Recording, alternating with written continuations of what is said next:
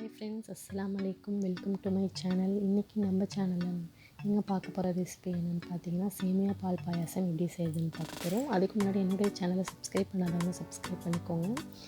இன்றைக்கி நம்ம பால் பாயாசம் செய்கிறதுக்கு சேமியா எடுத்திருக்கோம்.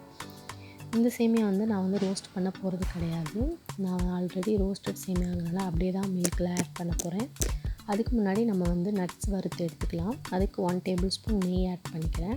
அதில் 3 ஏலக்காய், அப்புறம் நான் கேஷ்யூ பாதாம் கட் பண்ணி வச்சுருந்தேன், அதையும் ஆட் பண்ணி ஸ்டவ் லோ ஃப்ளேமில் வச்சு நல்லா இது ப்ரௌனிஷ் கலர் ஆகிற வரைக்கும் நல்லா ஃப்ரை பண்ணிக்கலாம்.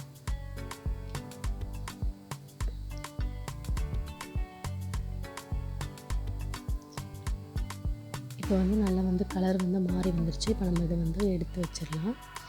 இப்போது நான் பாயாசத்துக்கு ஒரு 1/2 லிட்டர் மில்க் எடுத்திருக்கேன். நான் தண்ணி கொஞ்சம் கூட இதில் ஆட் பண்ணவே இல்லை. ஏன்னா பாயாசம் பால் திக்காக இருந்தால் தான் டேஸ்ட்டாக இருக்கும். ஸோ நான் திக்கான பால் தான் எடுத்திருக்கேன். இந்த பாலை நான் ஒரு 5லேருந்து 10 நிமிஷம் வரைக்கும் நல்லா காய்ச்சி எடுத்துக்கிறேன்.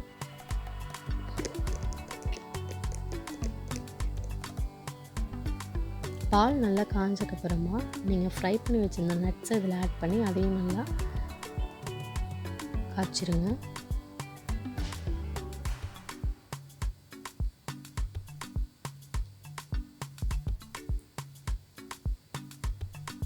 பால் நல்லா கொதிச்சிருச்சு. இப்போ நம்ம இதில் சேமியாவை ஆட் பண்ணிக்கலாம். சேமியா நான் ரோஸ்டட் சேமியாங்கிறதுனால நான் வறுக்கலை. இந்த மாதிரி உங்களுக்கு கலராக வேணும்னா நீங்கள் லைட்டாக கீயில் இந்த ப்ரௌனிஷ் கலர் ஆகிற வரைக்கும் வறுத்துட்டு இதில் ஆட் பண்ணுங்கள். அப்போ சேமியா நல்லா ஒரு கலர்ஃபுல்லாக இருக்கும்.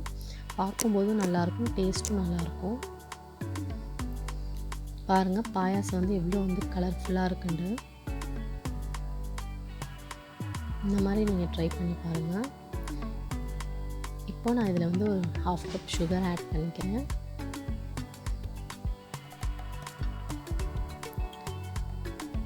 சேமியா ரொம்பவே தின்னாக இருந்தனால சீக்கிரமாகவே குக் ஆகிடுச்சு. ஒரு 5 நிமிஷத்துலேயே குக் ஆகிடுச்சு. ஒரு சூப்பரான ஸ்வீட்டான பால் பாயாசம் ரெடி